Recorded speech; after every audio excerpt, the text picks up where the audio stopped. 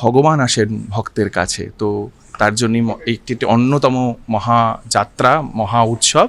তো সেটাই আমরা মঞ্চস্থ করতে চলেছি সবাই মিলে। জয় জগন্নাথ।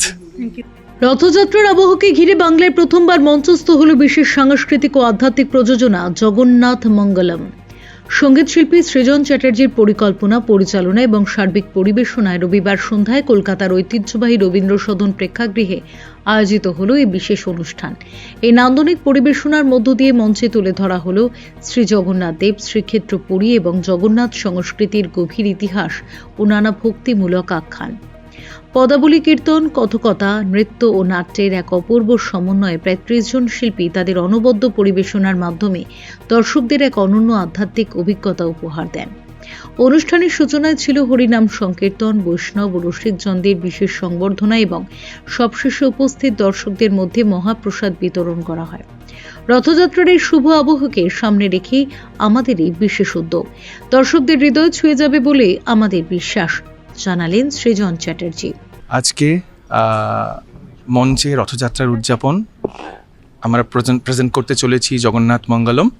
বাংলার কীর্তন, কথকতা, যাত্রা এবং তার সঙ্গে শাস্ত্রীয় সঙ্গীত এবং আধুনিক নাট্যের আঙ্গিককে নিয়ে এই প্রোডাকশন।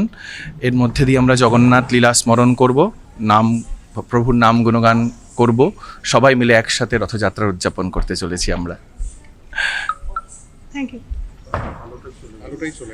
আরেকবার করছি, করছি। হ্যাঁ, নমস্কার, আমি সৃজন চ্যাটার্জি।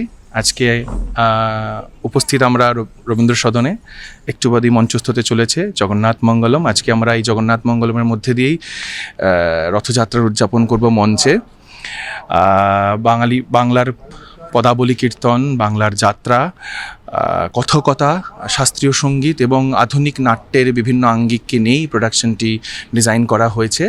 এবং রথযাত্রা একটি এমন উৎসব যেখানে ভগবান আসেন ভক্তের কাছে। তো তার জন্যই একটি অন্যতম মহাযাত্রা, মহা উৎসব। তো সেটাই আমরা মঞ্চস্থ করতে চলেছি সবাই মিলে। জয় জগন্নাথ। Bureau report, channel 10।